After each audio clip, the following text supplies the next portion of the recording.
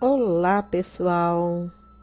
Então, hoje eu vou estar compartilhando com vocês a leitura de um livro maravilhoso que é o Só Tem Sucesso Quem Quer, de Napoleão Hill. Para quem não teve a oportunidade de comprar este livro, eu vou estar compartilhando com vocês a leitura. Ok? Então, vamos começar. Introdução, por Don Green, diretor executivo de Napoleão Hill Foundation. Você já se perguntou por que o sucesso acontece para algumas pessoas enquanto parece fugir de outras? Essa é uma pergunta que Napoleão Hill se fez pela vida toda, desde a infância, e procurou a resposta com uma determinação nunca vista. Oliver Napoleão Hill nasceu em 1883, em uma cabana de madeira nas montanhas remotas do sudoeste dos Estados Unidos, na Virgínia. Em seus primeiros anos de vida, nada parecia indicar que ele seria bem-sucedido. Hill disse certa vez: "Por 3 gerações, a minha família nasceu, viveu uma vida de luta em meio à ignorância e à pobreza, e morreu sem ter se afastado daquelas montanhas." Em comparação às grandes cidades do leste, a vida lá era bastante precária. O alto índice de mortalidade reduzia bastante a expectativa de vida. Muitos habitantes da área rural de Virgínia sofriam de problemas de saúde crônicos, frequentemente causados por uma alimentação inadequada. Hill, que aparentemente tinha poucas razões para esperar um grande sucesso na vida, sofreu uma grave perda aos 10 anos. A sua mãe morreu com apenas 26 anos de idade. No ano seguinte, o pai se casou novamente, provocando o que seria um momento decisivo na vida do filho. A madrasta de Hill, Martha Hemey, era uma mulher instruída, viúva de um diretor de escola de ensino médio e filha de médico. Ela percebeu no enteado um potencial que ninguém parecia ter notado até então e logo ensinou a utilizar uma máquina de escrever que a família tinha adquirido em troca de uma espingarda. Aos 15 anos, ele já datilografava notícias e, pela vida toda, usou a máquina como instrumento de trabalho. No estado da Virgínia, o ensino era bastante deficiente, a não ser nas cidades grandes. Nas montanhas, as escolas de ensino fundamental só funcionavam durante 4 meses por ano, e a frequência não era obrigatória. As escolas de ensino médio eram raras, apenas cerca de 100 em todo o estado, em geral com um curso de 2 ou 3 anos. Decorridos 20 anos de nascimento de Hill, apenas 10 escolas de ensino médio em todo o estado ofereciam cursos de 4 anos. E, no entanto, ele escaparia daquele destino, tornando-se um sucesso capaz de influenciar milhões de pessoas no mundo inteiro. Em artigos, livros e palestras, Hill incluiu com frequência relatos de sua infância, em geral lembranças negativas. Não admirava que ele buscasse sucesso financeiro na carreira. Ao concluir o ensino médio em um programa de 2 anos na cidade de Wise, Virgínia, Hill começou a se imaginar um executivo. Como na vizinha cidade de Tazriel havia uma escola de comércio, ele faz alguns cursos lá, preparando-se para trabalhar como secretário, em um primeiro passo para o ingresso no mundo dos negócios.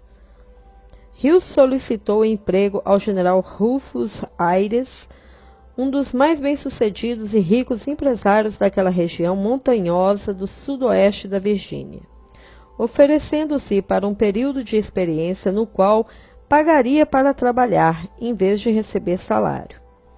É fácil entender por que Napoleão Hill, que nascera cercado de pobreza e ignorância, desejava ser contratado pelo general Ayres. Ele mesmo explicou em uma carta ao potencial patrão: acabo de concluir um curso de administração na Escola de Comércio e estou qualificado para servi-lo como secretário, cargo que desejo muito ocupar. Como não possuo experiência, sei que, no início, a minha atuação trará mais benefícios a mim do que ao senhor. Por isso me disponho a pagar pelo privilégio de trabalhar ao seu lado. Estabeleço o pagamento que considerar justo, desde que, ao fim do período de experiência de 3 meses, o meu salário corresponda à mesma quantia. A minha dívida pode ser deduzida dos primeiros salários, depois que eu estiver contratado. Ayres aceitou. Hill chegava cedo, saía tarde e ia além das suas atribuições. Este último aspecto seria um de seus princípios do sucesso. A história de vida de Ayres se encaixava no estudo a que Hill se dedicaria mais tarde: os indivíduos bem-sucedidos e as razões do sucesso. Quando jovem, Ayres tinha lutado na Guerra Civil Americana, como integrante do Exército Confederado. Depois da guerra, trabalhou em um estabelecimento comercial e estudou direito, tornando-se um advogado famoso e chegando a procurador-geral do estado da Virgínia. Bem-sucedido também como homem de negócios, colaborou na organização de bancos e na administração de vários empreendimentos, inclusive minas de carvão. Foi Ayres quem sugeriu que Hill estudasse direito. Hill aceitou a sugestão e convenceu o irmão, Vivian, a fazer o mesmo, prometendo pagar os estudos dos dois na universidade. Para isso, ganharia dinheiro com o seu talento de escritor. As informações reunidas por Hill em suas pesquisas sobre realização pessoal acabaram por servir de base aos livros e palestras que ele produziria pela vida inteira. A Lei do Triunfo foi publicado pela primeira vez com grande sucesso em 1928. Quem Pensa Enriquece, publicado no Brasil pela editora Fundamento, com a primeira edição em 1937, foi o livro de autoajuda mais vendido de todos os tempos. Este livro apresenta o que Hill já pensava sobre o sucesso antes mesmo de publicar o primeiro trabalho. Lembre-se de que ele entrevistou Andrew Carnegie em 1908 e só dali a 20 anos foi publicado A Lei do Triunfo. Durante o período de 20 anos em que Hill escrevia, fazia palestras e dava aulas sobre os princípios. Também publicava revistas, a Napoleon Hill Magazines e a Napoleon Hill Golden Hill Magazine. Este livro reúne vários dos artigos apresentados então. Quer você já conheça os trabalhos de Hill, ou seja, este o primeiro contato, com certeza logo perceberá a importância das orientações oferecidas por ele. Como funcionário da Bob Taylor Magazine, emprego que conseguiu, Hill recebeu a tarefa de ir a Nova York entrevistar Andrew Carnegie, na sua mansão de 64 quartos. Carnegie, fundador da US Steel, tinha chegado aos Estados Unidos bem jovem e com pouca escolaridade. No entanto, com muito trabalho e investimentos, em alguns anos era um milionário. Quando foi entrevistado por Napoleão Hill, tinha 74 anos de idade. Ao morrer, em 1919, tinha distribuído 350 milhões de dólares apurados com a venda da US Steel. Carnegie recebeu Hill para conversar sobre os princípios do sucesso. Antes do fim da conversa, ele sugeriu ao jovem entrevistador que estudasse a vida de grandes líderes. As informações colhidas foram reunidas em uma série de princípios para que outras pessoas possam se ajudar e transformar sonhos em realidade. Carnegie possibilitou a Hill conhecer líderes do seu tempo como John Rockefeller, Thomas Edison, Henry Ford, George Eastman e outros. Você vai entender por que o trabalho de Napoleon Hill é tão popular no mundo inteiro e por que influenciou de maneira inédita o movimento de autoajuda. Prefácio da Napoleon Hill Foundation. Corria o ano de 1908, quando o jovem escritor Napoleon Hill entrevistou o fundador da US Steel, Andrew Carnegie. Segundo Carnegie, uma filosofia de sucesso ajudaria outras pessoas a serem bem-sucedidas. Hill aceitou de bom grado a tarefa a qual dedicaria 20 anos. Mais tarde, em uma das suas palestras, ele revelaria que, ao ouvir Carnegie falar em filosofia do sucesso, tinha ido a uma biblioteca procurar o significado da palavra filosofia. Em 1910, Hill morava em Washington. Quando precisou ir a Detroit para entrevistar Henry Ford, o fundador da Ford Motor Company, o primeiro a adotar o sistema de produção em massa e a proporcionar à classe trabalhadora a possibilidade de comprar um automóvel. Enquanto Hill criava uma imagem positiva de Ford, este mostrava a Hill as vantagens de ter um automóvel Ford. Hill ficou tão convencido que comprou um por $575 e voltou para casa dirigindo. Recém-casado, o dinheiro provavelmente fazia parte do dote oferecido pelos parentes da sua mulher, que vinha de uma família rica do oeste da Virgínia. Ao retornar a Washington, Hill fundou a Automobile College of Washington, para formar vendedores do que sempre representou uma paixão para ele, os carros. Hill cresceu em uma área rural onde poucos podiam se dar ao luxo de ter um veículo. Para ele, assim como para muita gente, o carro era um claro sinal de riqueza. Logo que os seus primeiros livros foram publicados, ele pagou $25.000 por um Rolls Royce, uma poupuda quantia para a época. O fascínio pelos automóveis e o desejo de ser escritor, nutrido desde a adolescência, tornaram natural que aquele fosse um tema recorrente nos artigos produzidos por Napoleon Hill. Em Uma Vida de Riquezas, em tradução literal, o biógrafo afirmou que, tal como milhões de americanos nascidos em ambientes modestos, era compreensível que Hill admirasse indivíduos do quilate de Thomas Edison, inventor da lâmpada incandescente, do fonógrafo e de centenas de outras criações. Andrew Carnegie, que fundara a US Steel e, tal como Edison, tinha recebido pouca instrução formal. Henry Ford, fundador da Ford Motor, e dezenas de outros self-made men, que possuíam paixões intensas. Hill queria muito descobrir por que algumas pessoas alcançavam o sucesso e outras não. O seu sonho era fazer contato com aqueles gigantes e muitos outros, para descobrir quais conhecimentos utilizavam nas suas incríveis realizações.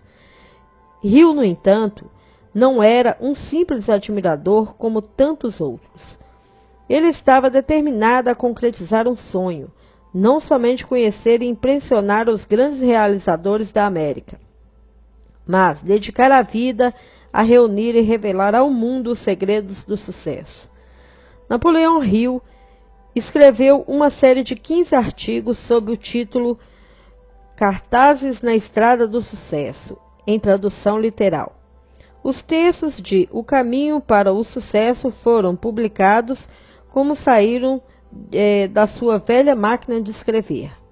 As palavras mantêm a mesma relevância de 90 anos atrás, quando foram escritas. A descoberta. Você a 15 passos do sucesso. Primeiro passo. O objetivo de vida determinado pelo desejo. Você quer sucesso. Você quer uma casa para morar e um pé de meia guardado no banco. Talvez queira um carro e outras conveniências para se divertir quando não estiver trabalhando. Você vai ter tudo isso e muito mais se seguir os passos descritos e sinalizados nesta e nas outras mensagens que virão depois. Foi descoberto o caminho do sucesso. Depois de estudado, recebeu 15 placas indicativas. Se essas placas forem lidas e seguidas, nada vai detê-lo nesse caminho. As 15 placas foram elaboradas por um homem que possui casa própria, carro e uma gorda conta bancária. Tem mulher e filhos felizes. Ele é feliz também, além de bem-sucedido. Não recebeu ajuda, não contou com recursos de que você não dispunha, já que começou não faz muito tempo, como um humilde operário em minas de carvão. Esse homem alcançou o sucesso, tal como pode acontecer a você. Pode ter observado os 15 passos que ele mesmo descobriu. O primeiro passo é um objetivo determinado na vida. Antes do fim do dia de hoje, decida e escreva, em palavras claras e simples, qual é o seu objetivo determinado na vida. Descreva-o com tanta clareza que qualquer um entenda. Digamos, por exemplo, que você queira ter casa, carro, uma boa conta no banco e ganhos suficientes para dedicar algum tempo ao descanso e ao lazer. O seu objetivo poderia ser explicitado assim. Abre aspas. O meu objetivo definido na vida é ter casa, carro, uma boa conta no banco e ganhos suficientes para dedicar algum tempo ao descanso e ao lazer. Em troca dessa realização, vou cumprir da melhor maneira as tarefas que me forem confiadas, de modo que meu empregador fique satisfeito. Para isso, vou sempre me esforçar ao máximo, qualquer que seja o pagamento, pois, por causa do meu bom senso, vou me tornar uma pessoa muito requisitada, merecedora de altos salários. Vou ler essa declaração por 12 noites consecutivas antes de dormir. E aí, fecha aspas, e é sua assinatura. Segundo os psicólogos, qualquer um que escreva um texto semelhante a esse e adote o hábito de ler o que escreveu por 12 noites seguidas antes de dormir, com certeza verá o seu objetivo alcançado. Lembre que a definição do objetivo é o primeiro passo da estrada do sucesso. Lembre também que o criador desses passos teve um começo humilde, como trabalhador de minas de carvão. Praticamente não estudou e, mesmo assim, galgou o sucesso em pouco tempo. Seguindo as instruções contidas nas placas de sinalização, você pode fazer o mesmo. Você vai ver que as coisas começam a acontecer quase no primeiro dia depois de registrar por escrito o seu objetivo definido. Vai ver que os colegas passam a tratá-lo com mais consideração, vai ver que o patrão valoriza o seu trabalho e sauda a sua chegada com um largo sorriso. Forças ocultas parecem empurrá-lo na direção do sucesso, como se um exército de amigos seguisse os seus passos ajudando em tudo. Você vai notar também que se torna mais amigável em relação a colegas e patrões, mais paciente com os amigos. A amizade se intensifica até que você não tenha inimigo algum. Do mesmo modo, os amigos se tornam mais afetuosos e colaboram para que você alcance o sucesso. palavra de quem experimentou e comprovou. Não duvide, siga as instruções deste capítulo e dos capítulos seguintes. Dentro de 1 ano, as pessoas estarão maravilhadas com sua personalidade, cada vez mais atraente, e gostarão mais de você. Por isso, farão de tudo para ajudar. O seu desejo dominante determina o mundo em que você vive. Eis o segredo que inconscientemente direciona a atenção. O homem é o que pensa no coração. Repare que foi dito no coração, ou como Hamlet enfatizou, no coração do coração.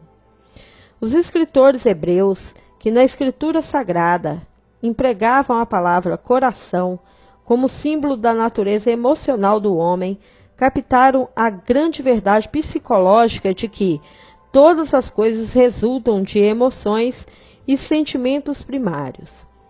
Embora ignorassem totalmente os fundamentos da psicologia moderna. É o que afirma Hermann Handel no seu livro Cultura da Personalidade, em tradução literal. A personalidade definida como unidade consciente da razão, do sentimento e da vontade, encontra expressão em um processo criativo que começa por impulso, passa ao pensamento e se completa em uma decisão. Em última análise, o nosso mundo é determinado pelos nossos desejos dominantes. A personalidade é o desenvolvimento do desejo. O mundo da personalidade do indivíduo depende do seu desejo dominante. Ou simplesmente a pessoa é o que deseja. Rezar é desejar. O desejo dominante do gastador é quero a minha parte. O explorador polar Robert Peary repetiu por 24 anos, dormindo ou acordado, que chegar ao Polo Norte era o sonho e o propósito de sua vida. Edison e a lâmpada incandescente, George e a locomotiva, Robert Fulton e a embarcação a vapor, Napoleão Bonaparte e o domínio da Europa, Joana d'Arc e a salvação da França, Paulo e a disseminação do cristianismo foram respostas a desejos dominantes e poderosos. Esses desejos ou essas orações podem ser falsos ou verdadeiros, mas a oração é um bumerangue. O desejo dominante há que ser puro e generoso, em sintonia com a vontade de Deus. Conheça os desejos de um indivíduo e vai poder prever o que ele se tornará. Mostre-me os quadros que tem na parede, os livros que lê, os filmes aos quais assiste, os amigos com quem convive, e lhe direi que tipo de oração ele faz, em que pensa, o que escreve diretamente no coração. Qual é o teor de seus sonhos? Qual é o mundo de pensamentos que controla o seu subconsciente? Se o mundo é determinado pelo desejo dominante, o único meio de criar um mundo bonito é pensar, como disse Ralph Waldo Trine, em sintonia com o infinito. Como disse Johannes Kepler, pensar o que Deus pensou, ou, como disse o próprio Mestre, em harmonia com os desígnios de Deus, seja feita a vossa vontade. Só existe um modo de fazer isso: praticar a presença de Deus. O Mestre apontou o caminho quando disse: entra nos teus aposentos, fecha a porta e reza em silêncio. O psicólogo, em seu raciocínio realista, concorda com o místico quando ao método que induz ao momento psicológico de conexão com o poder de Deus. Não somos apenas o que pensamos no coração, mas também o que rezamos no coração. A oração nos liga à consciência universal, à energia mística do amor de todos os seres humanos e ao Deus eterno, nosso Pai Celestial. Precisamos de um contato constante com a Divina Presença. Precisamos pensar na oração menos como pedido e mais como criação, comunhão e realização. A oração é o mais importante recurso à disposição do ser humano. A sua criança não precisa repetir: Santo anjo do Senhor, meu zeloso guardador, por medo que o anjo da guarda não cuide dela durante a noite. Quando você ensina a ela a oração, é para que ela aprenda a chegar a Deus por meio dela. E na idade adulta, identifique com Deus os desejos dominantes. Dá certo. Ouvi do reverendo James Hingis que até a idade de 21 anos não tinha visto uma Bíblia, entrado em uma igreja, nem escutado uma oração, exceto Pai Nosso que estás no céu, ensinada pela mãe, que rezava toda noite e toda manhã, até onde a memória dele alcançava. Ao assistir pela primeira vez a uma oração pública, ele se converteu e mais tarde foi consagrado ao ministério cristão.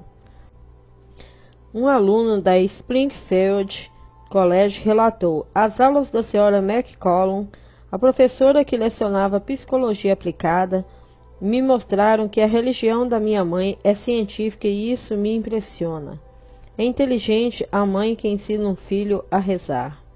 A verdadeira oração é o desejo dominante concentrado em Deus. Somos o que a oração nos faz.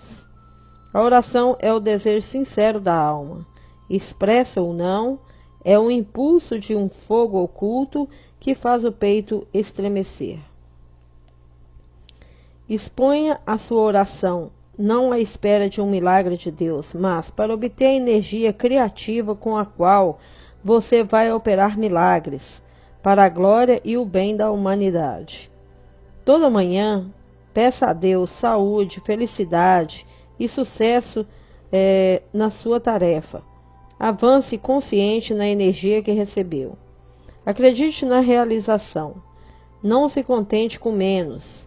O Espírito Divino pode fazer coisas divinas. Concentração e oração representam os seus mais importantes recursos para o desenvolvimento de uma personalidade apta a servir a humanidade. O poema de Clinco Scollard resume isso.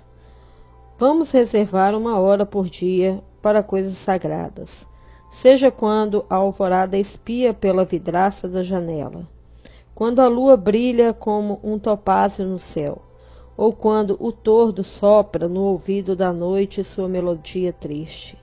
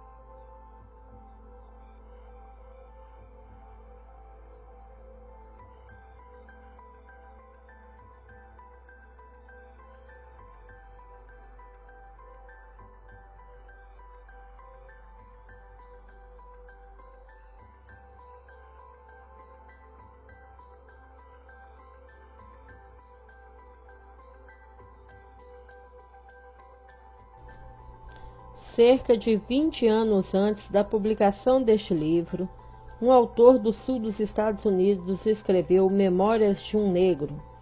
O escritor já morreu, mas o seu trabalho permanece em Alabama, sob a forma de um monumento que manterá o seu nome vivo por muitas gerações.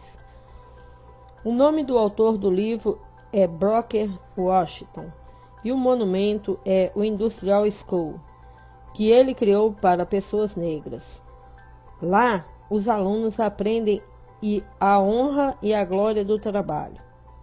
Foi Lincoln Tyler um conhecido advogado de Nova York que me apresentou ao livro de Brooke Washington, que lamento não ter lido antes, pois deveria ser leitura obrigatória para todos os jovens.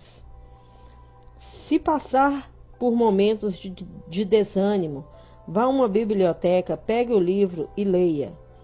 Você vai descobrir a verdadeira causa de seu desânimo. Brooke nasceu escravo, nunca soube quem era o seu pai. Abolida a escravidão, ele sentiu um desejo irrefreável de estudar. A palavra desejo aparece em itálico para destacar a importância do seu significado neste contexto.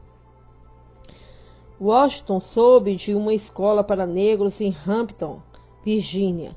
Como não tinha dinheiro para pagar o curso nem as despesas de viagem, ele deixou o barraco onde morava, a oeste da Virgínia, para ir a pé até Hampton. Em Richmond, Washington ficou alguns dias ajudando a descarregar o navio. O hotel dele foi uma ponte de madeira e a cama a fria mãe terra. Do pagamento recebido, gastou apenas uns centavos de dólar para comprar comida. Durante a noite inteira, ouviu o toque-toque dos passos de quem cruzava a ponte. Pelo visto, as acomodações não eram das melhores. Mas o Washington nutria um desejo ardente de aprender. Quando a pessoa tem um desejo assim, geralmente consegue o que quer, independentemente da cor da pele ou dos recursos financeiros. Terminado o trabalho do barco, o Washington novamente tomou o caminho de Hampton. Ao chegar lá, só lhe restavam 50 centavos. Ele foi recebido e contou a sua história, mas não obteve resposta ao pedido de ingresso à instituição de ensino.